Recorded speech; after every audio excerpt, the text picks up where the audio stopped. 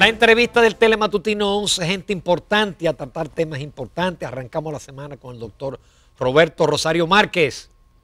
Yo lo presento ya como vocero del proyecto de Leonel Fernández. Sí, Leonel Fernández tiene un grupo de hombres y mujeres que se han dedicado a defender su obra. Yo soy uno de ellos. Así que gracias, Jacqueline, y gracias, doctor, Ramón. buenos Bienvenido, días. buenos días, Bienvenido, y Roberto. también expresidente de la Junta Central Electoral. Y miembro del Comité Central del PLD. Roberto, la pasada semana a mí me llamó la atención declaraciones del sector, por ejemplo, del diputado Juan Carlos Quiñones, que hablaba de que había gente del PRM comprometida con la modificación constitucional. Claro, hubo respuesta inmediata de parte de Luis Abinader y de otros, del secretario general, del presidente del partido. Ya escuchamos a Peñaguaba, Tony Peñaguaba, diciendo en una entrevista en el fin de semana que había 13 comprometidos. Tú también diste una declaración la pasada semana como que se entendía y a uno le da la impresión como que está cogiendo fuerza, cuerpo, el proceso con miras a una modificación constitucional. Mira, yo más que ese tema inició con unos comentarios que hicieron unos periodistas, unos comunicadores en un programa matutino, y ellos dijeron que había un equipo designado por la dirección del PRM que estaba reuniéndose con el sector oficial para modificar la Constitución en dos aspectos. El primero, en una propuesta de unificación de las elecciones de febrero con las de mayo, y entonces ahí también la modificación de la Constitución para la reelección. Toma y daca. Pero una propuesta que viene del mismo partido. La información que dieron esos comunicadores, que son de un horario más o menos paralelo al ustedes. Sí. Y que son muy enterados. Sabemos de qué. Dijeron, ellos dieron la seguridad y dieron nombres. Debe ser nuestro amigo del Sol de la Mañana, ¿verdad? No, fueron los amigos de hoy mismo. De hoy mismo. Entonces, televisión. entonces ellos dieron nombres. Yo entonces hice un tuit donde yo reproduje diciendo los comunicadores tales y tales. Exacto. En esta mañana han indicado que hay una comisión integrada, mencionó incluso a Alfredo Pacheco, que supuestamente estaban promoviendo la modificación a la Constitución para estos aspectos. La verdad es que Pacheco ese mismo día hizo 3 tweets aclarando que eso que decían esos comunicadores, a decir de él, no era cierto. Los comunicadores al otro día volvieron obviamente y lo reiteraron. Y entonces Luis Abinader también hizo una declaración diciendo que en ese partido hay la seguridad de que eso no va a ocurrir. Y oye, ¿por qué el PRM le debe prestar atención a ese tema? ¿El PRM? Sí. Si ocurriera una modificación constitucional y lo que está diciendo Peñaguaba, Tony Peña, se da, y lo que decían esos amigos de ese medio de comunicación se da, el PRM va a sufrir una gran derrota. Observen que el PRM pactó con la facción oficial y propiciaron la ley de partidos sin un consenso total.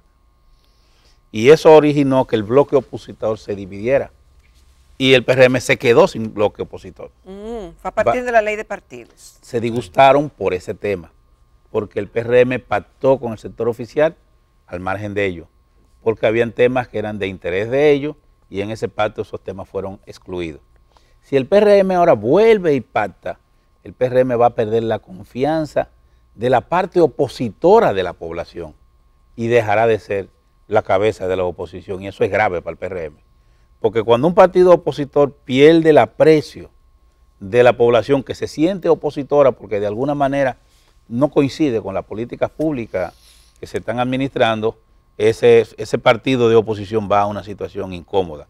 Contrario a eso, ustedes saben que sin haber dado una declaración, porque el presidente Fernández no ha dado una sola declaración contra el gobierno de Danilo Medina, no lo ha hecho. Sin embargo, la población percibe, y lo registran las encuestas, un segmento importante, que él es el líder de la oposición. Si el PRM hiciera eso, estaría regalando ese espacio que es importante en una contienda electoral donde la lucha por el posicionamiento y la lucha de las imágenes y de las ideas tiene un peso, a veces incluso hasta determinante. Por lo que nadie va a creer en este país que 15 o 20 diputados o legisladores del partido de oposición aparezcan votando por una reforma constitucional. Nadie va a entender que eso no fue una componenda, porque si aparecen, vamos a verlo de esta manera, que aparezcan 2, 3 y hasta 4, se entiende, la gente va a decir, bueno, solo lograron comprar 4, oye, pero comprar 15, ya eso genera otro elemento que pudiera hacer un daño mayor a ese partido que el que le causó haber pactado la ley de partido al margen del bloque opositor Roberto, que le acompañaba. Ese número de votos ya no viabiliza la modificación. No.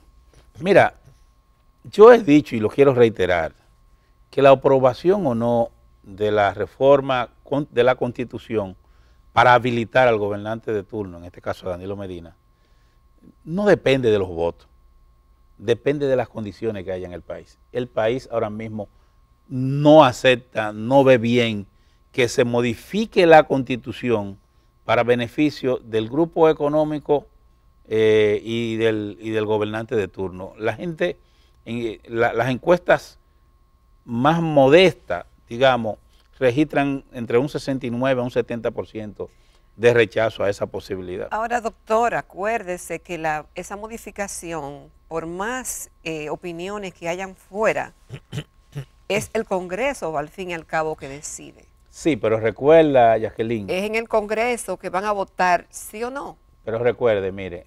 Y además si le añaden el tema de que es para unificar las elecciones de mayo con la de febrero. Pero recuerde, en el año 2002, el gobernante de turno, que era Hipólito Mejía, tenía un 62% de aprobación. Aprobaron la modificación que beneficiaba su reelección de inmediato y perdió. Lo que pasa que en el 2003 pasó un evento que se lo llevó de encuentro. No importa, perdió. Fue hacia un 33%, que fue lo que obtuvo. Y el adversario, que era Leonel Fernández, sacó un 57 y pico por ciento. ¿Qué les quiero decir? Es que los pueblos no les gusta que le cambien, que acomoden las reglas del juego, o que el que tiene la fuerza la utilice en su beneficio. En este caso, lo que ocurrió con Hipólito Mejía puede volver a ocurrir. ¿Por qué? No es la misma situación del 2015. En el 2015, ya yo he dicho, había una licencia social, la gente quería que se le diera una oportunidad al presidente Medina para poder postularse de nuevo. Esa no es la situación ahora. La gente no quiere que se coja de relajo la Constitución, que se compre una Constitución, porque de la única manera que puede haber una reforma a la Constitución es si se compra. ¿Por qué? Si tú tienes que Hipólito Mejía, Luis Abinader, Leonel Fernández y hasta los partidos que tienen el PQD, el PQDC, el MOA, los partidos que tienen el BIS, que tienen una menor representación congresional, han dicho que no están de acuerdo. Y mañana aparecieran los votos. ¿Cómo es posible que todos los legisladores de esos partidos y de esas corrientes hayan dicho que no, que al otro día voten en contra? Solamente si se compran. Entonces, comprar una modificación de la Constitución, por cualquier razón, es ilegítimo. Porque tú me dirás, bueno, es que lo que se necesita no es un tema de voto. Es que si tú vicias el consentimiento, si tú tienes una reforma como consecuencia de haber torcido la voluntad de ese legislador, tú le estás haciendo un daño a la democracia y a la república, porque tú estás recurriendo a métodos no democráticos. Yo recuerdo que uno de los argumentos más importantes para justificar la modificación constitucional en el 2015 era que la gente quería esa reforma. Pero ese no es el caso ahora. Entonces, si desde aquí nosotros decíamos, bueno, es que se ha modificado la Constitución por iniciativa de los legisladores y no se ha escuchado al pueblo. Y ese argumento fortaleció esa tesis. Pero ahora sí, es lo contrario, también se puede fortalecer en la tesis de que si la gente no quiere, aunque no vote, tiene un peso. Mira. No sé si me doy a entender. Sí, yo te entiendo, porque en esa ocasión yo planteaba que había que hacer un referéndum. Sí. Y fue rechazado, se dijo que no, que es más o menos la tesis que ustedes planteaban. Pero bien, yo lo que creo es, quiera la gente o no, hay un procedimiento que agotar. Y el procedimiento tiene que ver con el ejercicio de la autonomía, de la voluntad del legislador. Y cuando tu voluntad no es el resultado, cuando tu voto no es el resultado de tu voluntad, sino de la coacción o de la compra de tu voluntad, ya eso es ilegítimo, ya eso vicia todo ese proceso. Y un país donde su norma esencial, donde el pacto que nos une a todos, que es la Constitución de la República, es el resultado de un proceso de compra y venta, es un país que va a tener problemas, porque la seguridad jurídica siempre va a depender del que tenga recursos suficientes para hacerlo. Hoy puede ser un gobernante, pero mañana puede ser una gran empresa, o pudiera ser cualquier otra fuerza, incluso exterior, que imponga condiciones que sean lesivas y dañinas para la sociedad. Mira, yo creo que el Partido de la Liberación Dominicana tiene ahora mismo la oportunidad de cerrar un ciclo. ¿Cuál es el ciclo que hay que cerrar? El PRD encabezó en el año 1978 la ruptura de los esquemas donde en toda América lo que se estaban eligiendo, o más que elegir, lo que estaban gobernando eran dictaduras, eran gobiernos de fuerza. Con las elecciones de 1978 empezó lo que hemos llamado la tercera ola democrática, que posteriormente fue seguido por Costa Rica. Y de ahí en adelante todos se fueron cambiando y todos fueron gobiernos producto de elecciones. Ahora bien, hay un tema de ese proceso, de esa tercera ola que no ha sido cerrado. ¿Cuál es? En la República Dominicana, y es el periodo en que un líder interno de un partido le transfiere el poder a otro líder interno de su partido. Te voy a poner un ejemplo. Pero eso se puede. Te voy a poner un ejemplo. En el caso de Balaguer, Balaguer le cerró la puerta a Augusto Lora, tuvo que salir Flomar Elmida. Balaguer le cerró la puerta a Álvarez Bogar, Bogar no pudo levantar cabeza. Y prefirió a Leonel Fernández y no ha peinado. Pero vamos a ver en el caso del PRD. Antonio Guzmán prefirió suicidarse que entregarle el poder a Salvador Jorge Blanco. Si tú te lees la obra Un cortesano en la era de Trujillo, tú verás que Balaguer hace una descripción de ese suceso. Pero asimismo, Jorge Blanco prefirió transferirle a Balaguer y hacerle la vida imposible a Balaguer y no a Magluta. Y así sucesivamente. Solo ha cubierto ese ciclo Leonel Fernández, que en el 2012 le transfirió el poder, en este caso, a Danilo Medina. Corresponde al compañero Danilo Medina ahora cerrar ese ciclo, no dejarlo inconcluso. Entender que un líder alterno de tu propio partido te pueda suceder. Entender que eso no implica que tú pierdas la presencia, la influencia o que deje de ser una figura importante. Roberto, pero que no hay alternabilidad si nada más son dos líderes. Es que no, y ya el doctor Fernández fue 3 veces, este sería un cuarto periodo. La alternabilidad no está dada. Primero, alternabilidad no solamente implica que tengan que ser de 2 partidos diferentes, en primer lugar. Y en segundo lugar, la alternabilidad no quiere decir... adentro. Sí, a eso voy. La alternabilidad interior no quiere decir que tengan que ser 2 personas o 3 personas distintas. Es que sea el ciudadano que decida quién a mí me va a representar. Por ejemplo, en los gobiernos de Trujillo, Trujillo decidía quién era el presidente, si era Balaguer o si era Héctor Bienvenido Trujillo.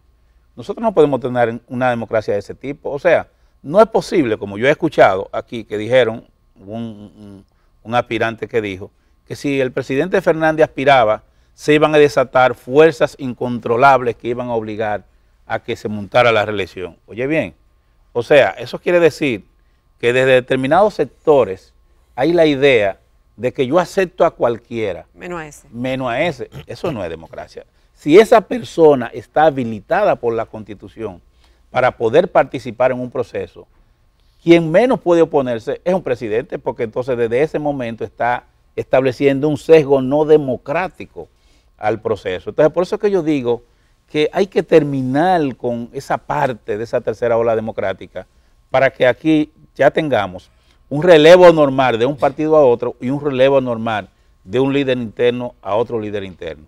Si Leonel Fernández tuviera un impedimento constitucional, yo estuviera de acuerdo con quienes opinan que no debiera hacerlo, pero no lo tiene. Y la mayoría de la población quiere que él vuelva. ¿Por qué? Mira, Leonel Fernández se le reconoce aquí como que lideró y llevó a cabo el proceso más grande de modernización del Estado Dominicano. Nadie le discute a Leonel Fernández ese mérito. Llevó el Estado Dominicano al proceso de la automatización de muchos o la mayoría de los procesos. Consolidó el Estado democrático desde el punto de vista jurídico, y desde el punto de vista del desarrollo de infraestructura, tanto de las instituciones públicas como del Estado. ¿No se recuerdan ustedes que aquí fue Leonel que contribuyó a resolver todo este problema de transporte con los elevados, con los túneles, con las autovías, con el ensanchamiento de esas autovías, con el metro, que también ha permitido, ahora que ha estado paralizado en estos días, se ha demostrado Roberto, cuán necesario vamos es. a una breve pausa. Estamos un poquito pasados en este primer bloque.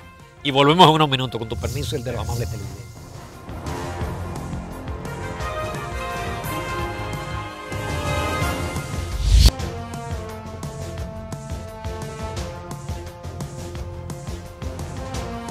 Continuamos en Telematutino 11. Esta mañana estamos conversando con el doctor Roberto Rosario, expresidente de la Junta Central Electoral y ahora es vocero, uno de los principales voceros del proyecto presidencial del licenciado Leonel Fernández, del doctor Leonel Fernández. El ambiente está como raro, indefinido. Algunos analistas, doctor, entienden que este es uno de los procesos, si no el más complicado, porque faltando un año y unos meses para las elecciones generales, todavía hay muchas indefiniciones, no solamente en las tendencias, sino en lo que va a pasar en cada partido. En su partido, el de la Liberación Dominicana, todavía la situación, el panorama luce aún más confuso. ¿Cómo usted lo ve? Mira, yo lo veo muy optimista. En realidad falta menos de un año. Ya estamos en marzo y la primera elección es en febrero. Ya. Faltan 11 meses para las elecciones municipales. Lo que pasa es que no nos hemos dado cuenta que no es una elección que tenemos en el 20, son dos elecciones. Dos elecciones. La primera en febrero y la segunda en mayo. ¿Los candidatos presidenciales se escogen cuándo? Finalmente? En octubre, en la Es decir, primaria que de octubre. en noviembre, diciembre ya debemos tener un panorama Porque más definido. qué bueno que tú señalas, este cambio en el calendario electoral no es la ley electoral que lo pone ni la ley de partido, es la Constitución del 2010 que movió las elecciones municipales para febrero y al mover las elecciones municipales para febrero obliga a adelantar el calendario electoral para octubre y ¿Eso fue una y ganancia o noviembre. una pérdida? Y ahí le pregunto al expresidente de la Junta Central Electoral. Mira, la sociedad civil y una gran parte de los partidos políticos reclamaban la separación de las elecciones. Alegaban que las elecciones juntas generaban el arrastre del candidato presidencial y que influía en los demás niveles de elección. Y por esa razón se estableció la separación en la Constitución del 10. Y yo personalmente creo en que es positiva la separación de las elecciones. Siempre lo he defendido, porque de alguna manera contribuye a consolidar las diversas instancias del Estado Dominicano, los diversos poderes, de manera tal que el ciudadano al votar no lo haga influido Pero por sigue el una situación arrastre específica. del senador y el diputado y viceversa. Y entonces eso sí, eso no es democrático. Yo creo que la Junta tendrá que referirse a ese tema. Y puede la Junta. Va a tener que referirse porque la ley tiene una contradicción o por lo menos la reforma que se hizo en la parte que se modificó no está clara. El artículo 92 establece un nivel de elección de diputados y un nivel de elección de senadores. Sin embargo, el artículo 104 en el párrafo cuarto insinúa la posibilidad de la unificación de esos dos niveles, por lo que creo que la Junta en su momento se tendrá que referir a ese tema. Pero personalmente yo siempre he sido partidario de el no arrastre, de que vayan separados, en este caso, los senadores de Pero la Junta pudiera decir que no va ese arrastre. No quiero adelantar juicio, pero pienso que Pero pudiera hacerlo. pudiera hacerlo, interpretando el artículo 92. Roberto, yo no quisiera dejar de pasar por alto. Hay un artículo que tú publicaste en el periódico Listín Diario que se titula Clave de un gobierno autoritario, : el miedo y la intimidación. Tú comienzas desde Balaguer y Trujillo, pero caes ahora en el momento actual, es decir, hay intimidación y miedo. Mira, yo creo que hay una deriva autoritaria. ¿Cómo va a ser? Y esa deriva autoritaria, yo narro cuáles son los hechos. Aquí, por ejemplo, hubo un ministro hace poco del Interior que dijo que todos los movimientos, por ejemplo, de las personas que protestaban en la Marcha Verde estaban monitoreados y que ellos tenían una información exacta de lo que estaban haciendo. Aquí se dijo hace poco, dijo un periódico, que solamente en un año hubo 18,000 intervenciones telefónicas sin cubrir el debido proceso. Aquí vimos cómo en un órgano del Estado, el Consejo Nacional de la Magistratura, se confesó que a la presidenta de la Sala Penal de la Suprema Corte, de un poder del Estado, se le perseguía con personas siguiendo sus mensajeros, a ella misma, dónde iba, con quién se relacionaba, y se hizo una interferencia a su teléfono tratando de presentar que era un expediente de un narco o de alguien acusado de una acción de narcotráfico. Y pasaron cosas peores. Aquí se vio un momento que se le dio mucha facilidad a un confeso narcotraficante para que tratara de hacer un expediente a un expresidente. Y aquí pasan muchas cosas. Aquí hay empleados públicos que si no van, pero la hermana del presidente lo dijo incluso en una grabación, que si no van a una manifestación o si no apoyan al partido, al sector oficial, pues se pueden tomar medidas. Y hay otras grabaciones que señalan eso. Esa es una deriva autoritaria que se supone debimos superar en el 78. Se supone que ya aquí tú puedes simpatizar por quien tú quieras. Se supone que el empresario puede colaborar con quien quiera sin temor a que por esa razón pudiera ser fiscalizado. No es que no sean fiscalizados o supervisados, es que esa sea la razón de la supervisión. O que aquí, por ejemplo, se advierta a un medio, se le pudiera, bueno, si tú me criticas no te pongo anuncio, o yo te pongo anuncio porque tú eres favorable. Entonces, todos esos temas nos llevan peligrosamente hacia una deriva autoritaria que nosotros como demócratas debemos advertir, porque pudiera conducir hacia un terreno difícil para la democracia dominicana en el que nosotros no debemos transitar. Qué pena no tener más tiempo, Roberto, pero magnífico. Muy buen artículo. Hay que leerlo. Muchísimas gracias. Nos despedimos de aquí mismo. Nos despedimos, señores. Gracias a Dios sobrevivimos al lunes. Y seguimos con más energía todavía. Bueno, señores, gracias por habernos acompañado en este magnífico programa. Ojalá que haya sido satisfecho las expectativas que ustedes tienen en contenido. La invitación para continuar con Telesistema Dominicano. Nos vemos mañana. Dios mediante. Hasta entonces.